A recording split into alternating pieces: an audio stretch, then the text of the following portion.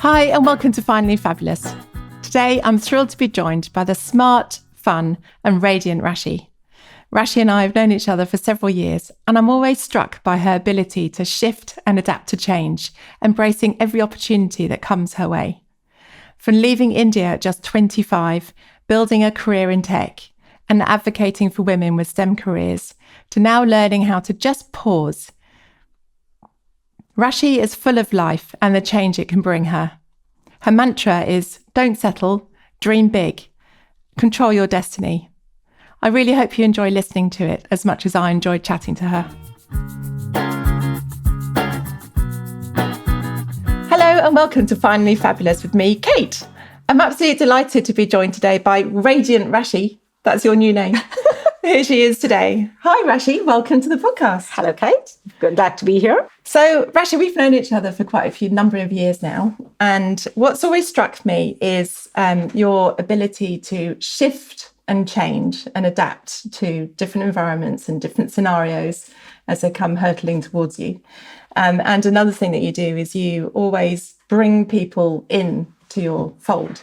And you create this fantastic sense of community, your positive energy and the way that you really embrace change and like, let's just go. Come on, everyone. I'm pulling you all together. Let's just go and do these things. That's something that for me has always been really impressive about you.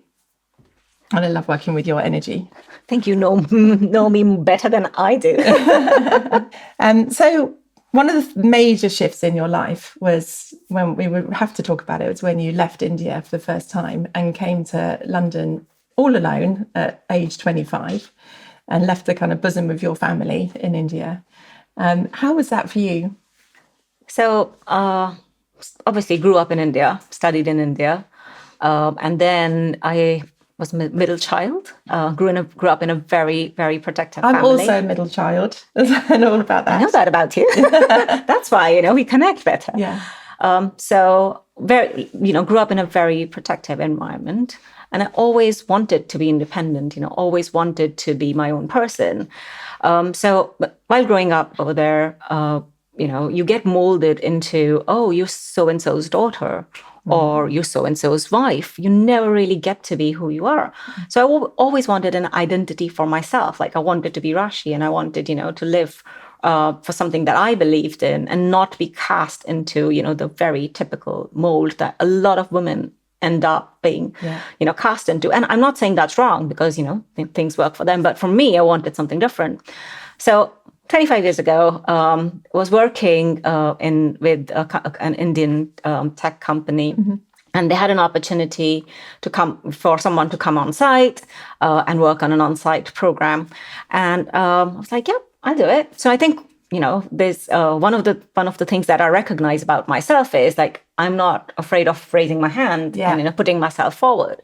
So when that opportunity came up, and I knew my parents would, have like a heart attack saying, oh my God, like, how can you go so far away?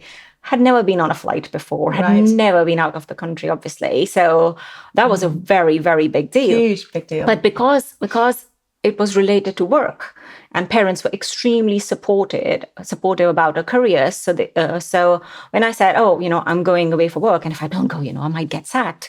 Just a little white lie, and just a small white lie. Just a small white lie, and they were very supportive. They're like, okay, fine, it's an opportunity. It was meant to be a short-term opportunity, so it was like, okay, it's a short-term opportunity. I'll see how it goes, and then take it from there. So came here all on my own, no family, no friends. And that was it. It was a massive. So literally you just had change. The company that you worked for, and landed within that company, and that was it. Those are the only people you knew. Yes, you knew then. They were the only people I knew. Yeah, and that was a big change. But hey, I never went back. Never went back, and here you still are. Yes. And how did you kind of help your family to manage you being over here? And because they must have been so concerned about you whilst you're living here. And it's kind of foreign land for them as well, in a way. So I was quite fortunate that when I came here, obviously, I had the support of my colleagues, who had, because there was quite a few of us who came together. But I also ended up, getting support from one of my bosses and his wife, who sort of became like family to me, and they really looked after me. So that was one aspect where my parents knew that there was someone, over there, or over here, who was sort of became family. And then they came over here in the summer and, just to see where I was staying and, what the place was, because even they had not, seen, where I was staying or what I was doing. And, daughter leaving home for the first time. Yes. So they all came, it all settled. But mom was so protective. Fair enough. Like, obviously, again, daughters left home for the first time. So mom would call me, or I was supposed to call her every single time. And at that point, we used to have those calling cards. I used to call her all the time. So literally used to collect all the calling cards, like the amount of money I was spending with the, to call back home, just so that mom knew that I'm still alive. I'm still here. But eventually, there was an incident that I recall. I don't know whether I can share that, but I'll share it. So there was an incident that I recall, like I went out with a friend for a film and I turned my phone off. Yeah. And when I turned my phone off, I came back out and I had like 20 missed calls from mom, numerous messages. Oh, no. And you must have been so worried, thinking something massive must have happened. Exactly. And they were just worried that I was not picking up my phone. They were very close to calling the cops to say, she's missing. And that's it. It was like, you have to set boundaries. So learning to live independently and then obviously starting your career in tech and, without a traditional degree, I also don't have a degree, and just like showing that you can just still do things and build experience. Did you have was there any difficulties around that when you got going? I always wanted to be a doctor, because guess what? In India, you're either a doctor or an engineer. And, that's the route that people encourage you to be. Yeah. So I always wanted to be a doctor. Wasn't very good. So obviously didn't get into a med university in Delhi. And again, parents only wanted us to, go where we lived and not go away from home. So didn't get in. So I started doing a degree in zoology. And along with that degree, I ended up, which is another story that you know about, I ended up joining a IT diploma course because there was a need for, lots of software literacy and, technology space was growing, which I think was actually, again, quite a big moment, because that gave me the skills that actually would have helped me in my career. Because zoology, I didn't pursue that, but after finishing that, I was still doing my course. So I started working with an airline at the ground as a ground staff. And when I finished my software diploma, one of the good things that they had was they also had an internship or a placement. And they said, okay, we're offering you an internship, so that you get work experience, etc. So I did that, and I joined as an intern, joined as a software developer. I was a terrible developer. I remember one time they were like, what is she doing here? Like, she should not be a developer. I was like, how dare you say that? I am going to become a good developer. So anyway, lots of learnings, lots of learnings from, ending up as an intern, as a software developer, to learning, working on big programs of work and really contributing. So I had to learn a lot. I love the fact that you were like, how dare you say that I'm not good? Instead of going, oh, okay, I'm really not good at what I'm doing. Okay, I'm back and do something else. It's like, no, I will be good. Right? That's brilliant. You shouldn't let others define you, right? You shouldn't let others define you. But lots of us do. And, it's really, really, it was really good to hear that doesn't happen in your life. So I ended up as a software developer. Learned skills as I went along, moved to UK with that company on an on-site program of work, moved around, learning new skills. And if you look, when I look at my CV, it's like, oh, I've had quite a lot of change in my career, because I would just go, oh, wait, there's some extra responsibilities. I'll take them. There's a new role. I'll take it. So developing a career in technology wasn't like a natural thing that came to me, but it was an evolution whereby I took opportunities, I learned new skills on the job. yeah. I learned from people. I learned a lot from people. And a lot of people don't even realize, the type of roles that exist in technology, because again, it's quite Because it's standard. changing, and it's changing all the time. So the Exactly. roles which were then and which are now are massively changed. Exactly, massively different. And year on year on year on year, it's just going to change and change and change, isn't it? So it's a very high, fast moving. I was in technology as well when I was younger, and it's such a fast moving environment that it's you have to be the kind of person who can adapt and change to be in that Exactly, environment. But it is very it can be very rewarding, very exciting, because it's moving so fast. Yeah, and I think that's the thing people don't know is the different skills that people bring in a technology organization. People don't realize that. And again, people just say technology is just, like geeky. Yeah. You have to know, certain, again, like software or Coding. hardware or whatever. Yeah. But you don't really need to. There's so many different skills that people bring. And I think a lot of people from, corporate backgrounds are very successful in technology. And a lot of people from technology backgrounds are very successful in, commercial roles because of that mix, because it's not necessarily one type of skill that you need in certain roles. It is very broad.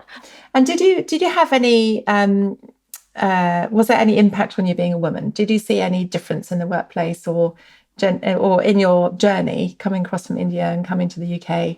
Did you have any impact, do you think?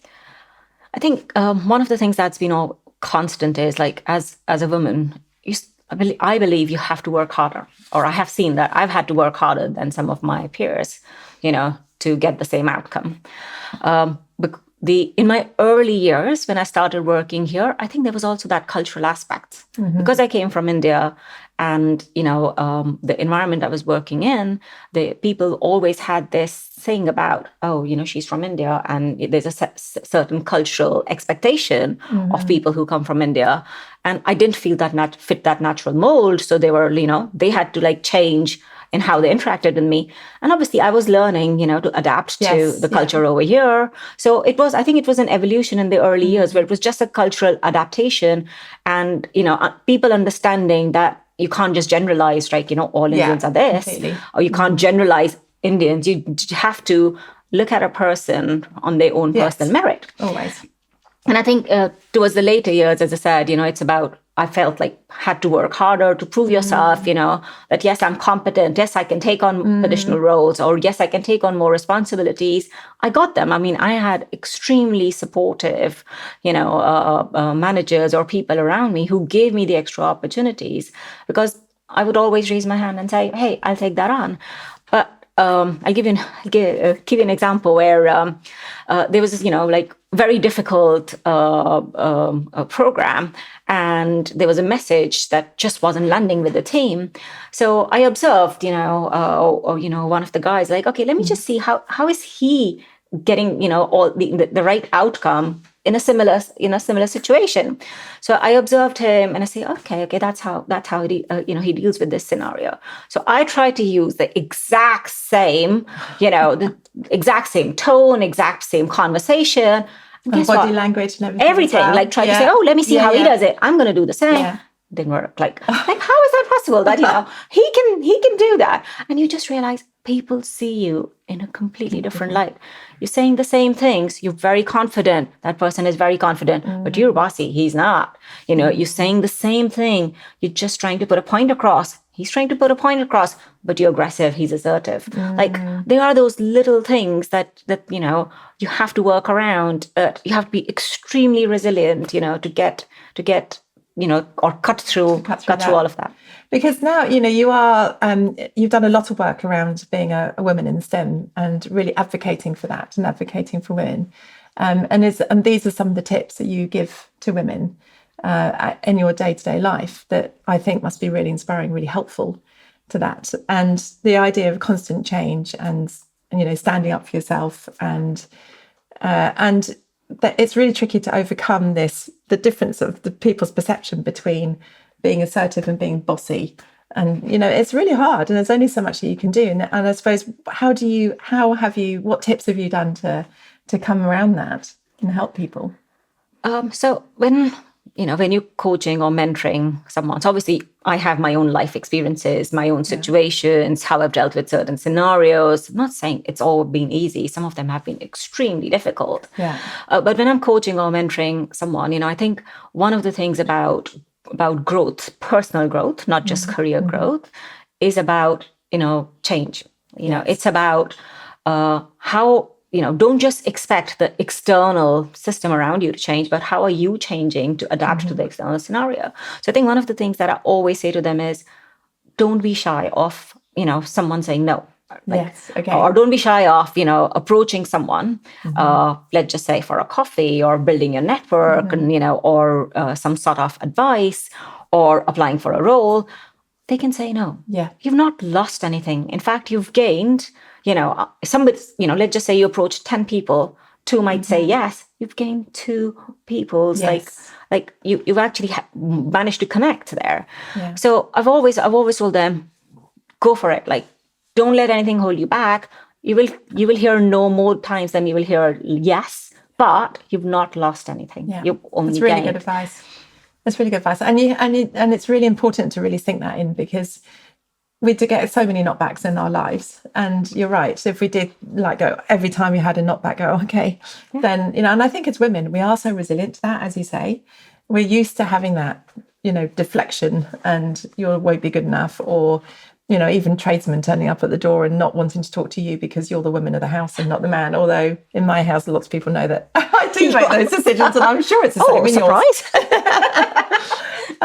But yes, and it is. I'm hoping that things are changing, and with our next generation, and with your niece and Alice and our the kids, the girls coming through, that they will start to be seen as more equals, and I really hope that will start to change. We all want to work for who are we, like our identity, our purpose. But there are others who are happy with, their identity, being completely different. Yeah. So I think there's that balance, cultural balance, societal and personality, balance, society change, personality traits. Yeah, very different. Yeah. So Alice can be her own person. I'm looking at her. She can be her own person, and my niece can be her own person. Or it's absolutely acceptable. Fine. Yeah. And just having these tips and showing like you as a role model for young girls going into technology or going into what has historically been seen as like more of a men's role or men's industry, and just cutting through that now, and just that doesn't exist anymore, and just go for it, and you're proof to that. You're proof that can happen. Exactly. They are boundaries. There's fear. They are, people hold back, self-doubt, very, very common amongst girls. But I think it's education, it's education. And I think people need to learn a bit more about what's out there. Because when I was working, again, in my last role, there's so many women who are actually, joining the technology space. And when I was in India and working in Chennai, the amount of women over there who are so enthusiastic about building their career in technology, you just realize actually it's all about educating them about what opportunities exist, and then suddenly everything just opens up. And do you think there's stigma around being a doctor or being a lawyer, and that kind of cultural stigma in India? Do you think that is shifting to include things like technology now? Oh, absolutely. I mean, if you look at the technology space, it's huge. The opportunities are incredible.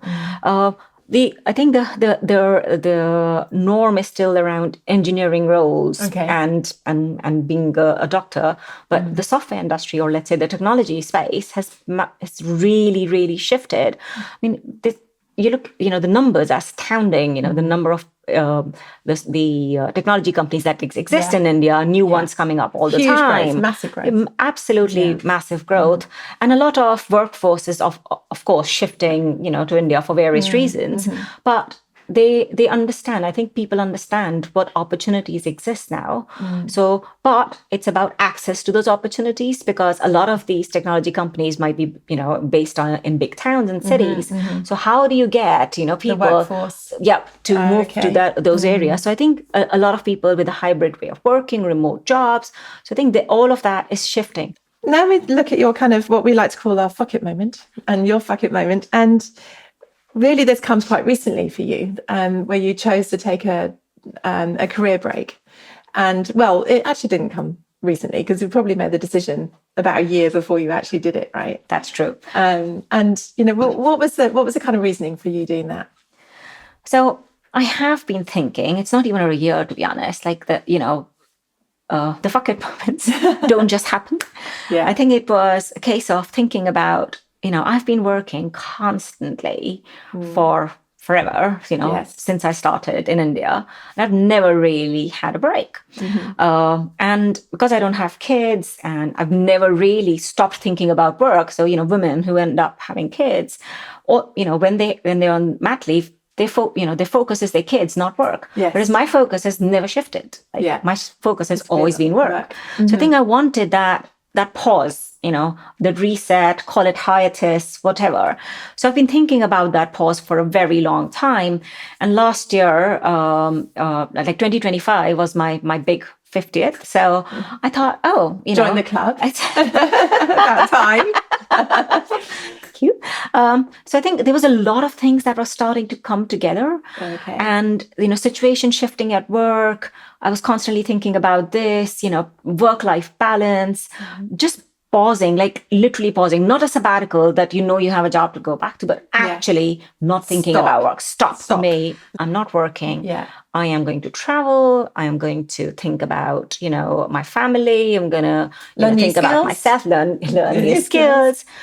Yeah. A lot of things just fell into place. And I was very, very fortunate because I think, a lot of people don't get that chance. So I was extremely fortunate that I was able to take that year out. And 2025 is my, let's say, defining fuck it moment. I've done it. I've done it. Yes. And we have to talk about the skills that you learned along the way. Tell us about some of those. I learned DIY skills. Brilliant. So I went on a course that essentially taught you drilling, plumbing, electrics, tiling, and decorating. And how much success have we had so far? Quite a lot, actually. I had a long list of things that, I said, once I learn those skills, I can do those things around the house. And then I was like, oh, wow. And now I just go around the house finding, that needs doing, and that needs doing, and that needs doing.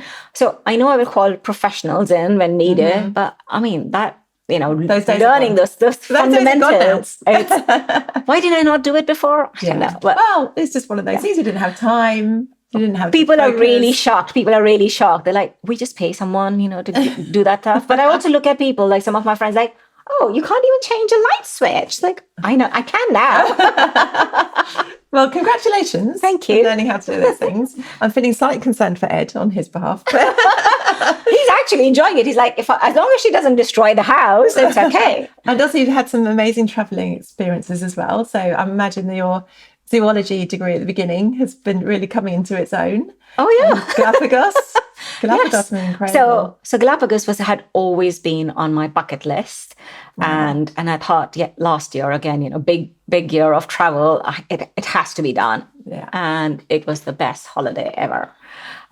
Definitely would go back. Holiday of a lifetime. Holiday of a lifetime. I mean, you described it to me like literally a David Attenborough. Yeah, you're in program. A documentary. Yeah. You're actually in a documentary, and obviously with that zoology degree, and learning so much about all the flora and the fauna and everything. So being there amongst all of that, it just it's dream come true. Yeah, wow. It's dream come true. So you should definitely add that to your list. I should definitely add it onto the list. And anything else that's been a highlight of your year? Yeah. So travel to 5 new countries, learned new skills. DIY, and obviously spent a lot of time with parents. So parents live in India, they're getting old. So spent a lot of time with them. I traveled to India quite a lot. So just generally slowing down and being able to, spend time with them has been quite good. Traveling has been, excellent. And the ability that I was able to do that has been great. Then learning new skills has been fantastic. I've been cooking a lot more. So, Ed loves that. Fine. There's delicious food on the table. I've obviously socialized, kept my social calendar as busy as I can amongst all my travels. And then I've started a project of organizing, my 2 terabytes of digital photos.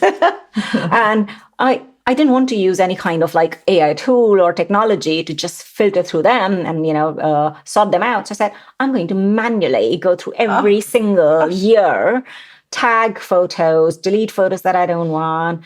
And it's taken a long time. So it's taken a large chunk of my time, to organize that's so that. time consuming. But it's been fantastic because you relive memories. And you forget. Yeah, you do forget. Because as the years go by, as we're getting old, you forget all the incredible things you've done. Yeah. I mean, often, when your phone comes up with like a memory or something and you just go, oh, that was such a lovely time. And you send it off to your friends, remember when we did this? It's a lovely point in time to have those memories. Well, good luck with sorting out all of those. Thank you. Almost. I imagine that everybody will want to hire you after doing that, so you can do theirs as well. And when you were talking to people about the fact that you were going to have this career break, one of the things you talked to me about before was people's reaction to that. And when they kind of say to you, "What do you do?" And you were like, "Well, I'm having some time out," and people are like, "Okay, I don't know what to do with that." I think it's very interesting how you think you know yourself. And, you know me, yes. But other people, they don't really. So there were lots of people at work who came to me and like, you're not doing that. You have somewhere to go to, just not telling us. So when are you going to tell us? Believe you. Yeah, they didn't believe me. They're like, when are you going to tell us? Like, I'm actually taking a break. Like, why is it so hard? But again, it's people's, perception of you because they've seen you working. They've seen you working really hard. They've seen you working 110 miles an hour. And they're like, how can she stop? Yes, I can do it. And I don't have to prove it to anyone. I was doing it for myself. So I think people didn't believe that I was actually stepping away. Completely. I'm literally stopping. Yeah. And when I told them, when I do a reset and when I go back and join work, it might be completely different. It doesn't have to be the same kind of role. So I think people just didn't believe it anyway. Yeah. But for me, that stopping was very, very important. And that's why, I said, I'm going to do it. But what's been interesting in that period is now people, when they ask me, so what do you do? Oh, I'm on a break. No, but what do you do? Why do I need to be defined by a job that I do? So I found that very interesting how people actually judge you by the job you're doing, the role you're doing, and they just can't accept you that, hey, I'm just me. Like, hey, hi, I'm Rashee. Yeah. And yes, I'm on a break. But what did you do before Rashee? So anyway, that has been actually quite hard. Even doctors, if you go for a medical appointment, then they go, so what job do you do? They go, oh, I was a doctor, but I don't want to be. I was a this. No, I am, because you are still. I am still exactly. Rashee. That's not going to change. I'm still a Rashee, and I will continue to be a Rashee. Why do I need Rashee. to be? That's I need to be a whole new thing. I always talk about myself in the third person, so people get really confused. And so what do you think you have planned? What kind of ideas do you have about what you might want to do next? 1st of January, automatically the brain switched. You're out of hiatus, Rashee. like now you need to find a job. What's next? Now what's next? Last year, I had no time to think about work or CV or anything. And although you did tell me that you were actually going to fix the NHS, which would be actually a good thing to do. Yes. So we're still waiting for you to do that. Job with a purpose. Yes. Job with perks, job with convenience. I've got 3 categories of, right, I'm going to look at these jobs. So anyway, I have a list of companies that I want to target and you just say, okay, I want to work. Like NHS is one of the areas that are like, oh, I would love to work in the NHS. Didn't get to be a doctor, but I would love to work in the NHS. And we would like you to, please, because it does need fixing. We feel like you can. But I think it's not about like, the NHS as a whole. It's about the skills that we've learned. Again, going back to the point of, right, in technology, you don't just learn technical skills. The skills that we've learned, it's about continuous improvement, like, operating model. It's about, how do we actually bring it all together? Restructuring things, take on board different things that happened, learnings from customers, changing things. Yeah. So I talk about even if I, go and, or anybody like, with that skill, if you go into a GP surgery and you look at, okay, let's just look at their end-to-end process and see where can we find efficiencies. I think it's about that. So I think what I really, and I've learned this about me, is which some people don't like, is I always try and find solutions. Like it's fixing constantly things. About, fixing things, continuous improvement. Don't stop. Oh, you might be the best. What's next? Yeah, how can we make it better? Exactly. How can we make it better? And I think that stems from, so I've done a lot of psychoanalysis about why do I always have that need for, we can do it better. We can do it better. No, we can do it better, right? It's about how can we do it better? So when I was young, very young, and I came first in class and I got this certificate and a medal and I took it to my dad and I said, oh, Dad, look, I came first in class. And he said, oh, great, do better next time. And I was like, oh, hold on a sec. I think again, it's like as you're growing up and parents' expectations of you, and then it's somehow sort of embedded into me now. Like, make it better. How do I make things better? Again, not just in my professional life, even in my personal life, which does bother Ed. I feel sorry for that man every single day. Most of my friends do. So this is kind of all about your personality trait, and it's really interesting to see how people define with other people's personality. So your personality is kind of all about being curious and brave and opportunity led, isn't it? It's all around that. And that's what your kind of, your own personal target it almost is. Like, what can we do better? And you're willing to take risks, would you say, without having all the information at hand? Because would you, that kind of, it's a bit entrepreneurial. Tech is entrepreneurial. It does it's bound to rub off into how you are as a person. I think if you look at my life, like both personal and professional, had I not taken those risks, had I waited for all the information that would get me to the right place, I wouldn't be here. I think, That's for sure. It's all about, life is about change, but, change is not about the knowing, it's about evolving. So I have taken risks all my life because, had I been in India, I would obviously have had a completely different career, completely different life. So I took that risk, came here, decided to build my life, over here, decided not to get married in the early years because that's what the expectation was or the norm was.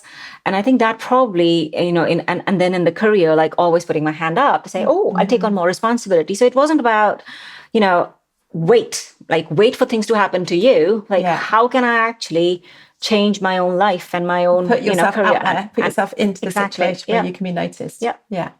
And there's also a thing around opportunities will present themselves, so don't just feel that you're on this one road and that's going to be it now for ages. There's always an opportunity to change, and don't worry about what that change looks like yet, because you won't know it until it happens, almost until it comes to you. Because early in my career I literally was just asked to go from one company to another. It's like I've never, bosses would go from one place to another and say, would you come and work here? It's like, yes, of course I come and work there. So it's, those things happened because just naturally evolving. And I think for young kids today, or young people as they're starting out in their careers, it's like, don't worry about the job for life or the job for the next 10 years or anything. Yeah. Just think about it for a couple of years and see how you go with that. And then that might change and something else will come along. So essentially, I think you need to find the right fit for you, and the company needs to find the right people, to fit into that organization, because I think the values that you live for extremely important, and the values that the organization lives for, because it's a two-way street, right?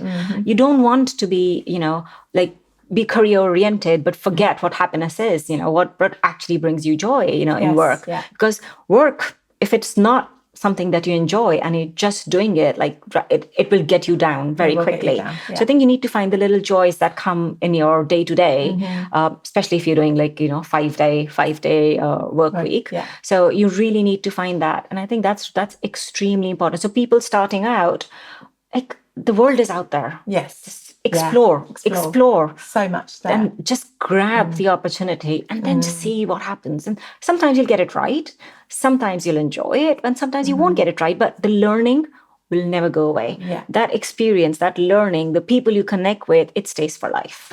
And those people you connect with, I think, are really important when you think about the tribe and how it changes. It could, we talk about community or a village or any sort of description.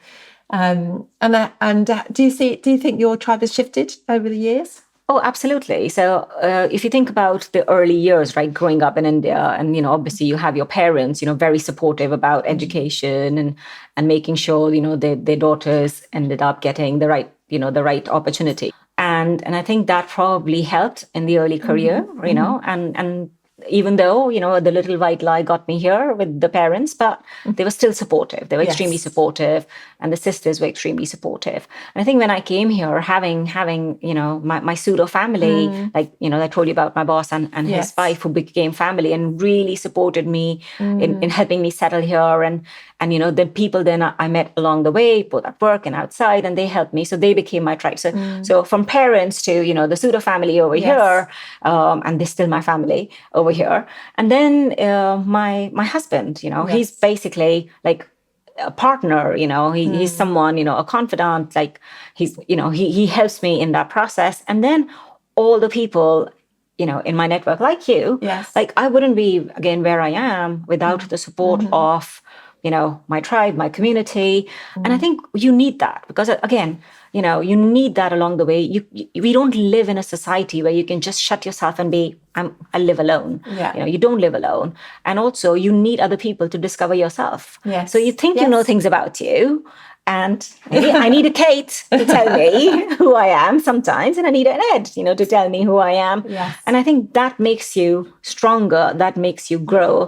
Because sometimes you have to, you stand in front of a mirror and you look back at yourself, but you need a friend with a different perspective. Yes, a different perspective, definitely. And, when you look at yourself in that mirror, there's this mirror and this mirror and this mirror and this mirror, by the way, which you can do.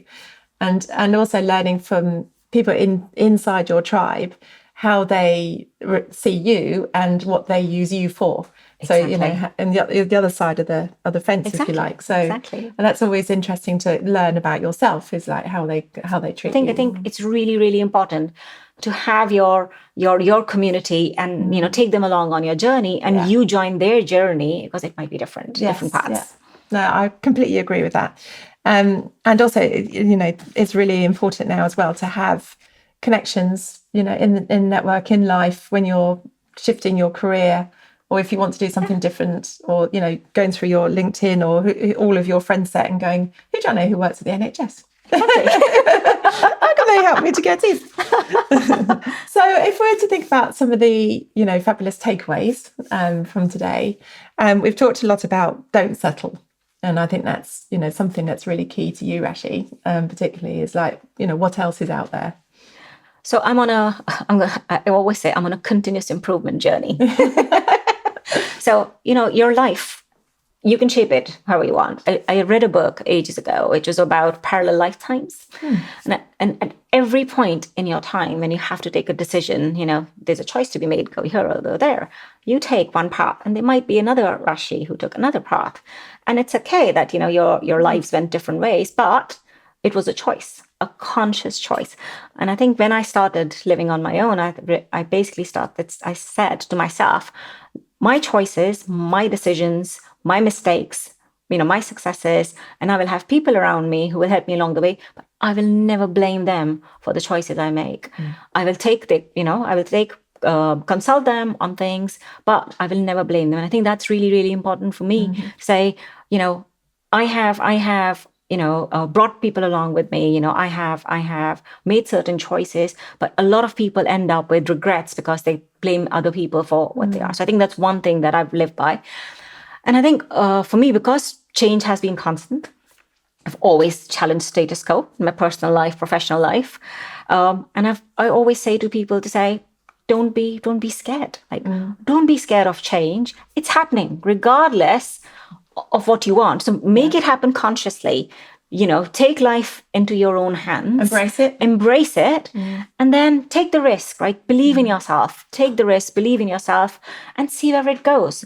Like we're sometimes really held back by our own abilities, by our own fears. But when you voices. Exactly. Now, what ifs, right? Hundreds of the what if scenarios. But if you really, really believe in something, if you really want life to change, then go for it. Make it happen. Because I'm a strong believer in what's the worst that can happen. And so I basically don't make any decision until I've gone all the way to what is the worst that can happen, and then like work back from that. So Peter, my husband, often says to me, okay, so let's just talk through what's in your mind around this decision. And when I say to him, he goes, right, okay, I wasn't there at all. And so you think you might actually die just by making this one choice over here? And I'm like, yeah. But the boat's already sailed, right? You know, sometimes it's like sometimes it's like quick decisions that are life-changing. Yeah. You are my kind of person where you would go, okay, no, sometimes, I have to change, so I'm going to do X. Yeah. I want to start a podcast. I've done it. Yeah, let's go. What's stopping me? Yeah, I do. I mean, it's interesting because I used to think that I feared change. But actually, I don't think I do. I get a lot of energy when I decide to actually make a change in my life and go for it. So now you've gone through all this big change. You've had your fuck it moment. You've had your incredible year off. What brings you joy now? Is there anything that you see as different or could be the same? There's lots of things that give me joy. I'm generally a happy person. Yes.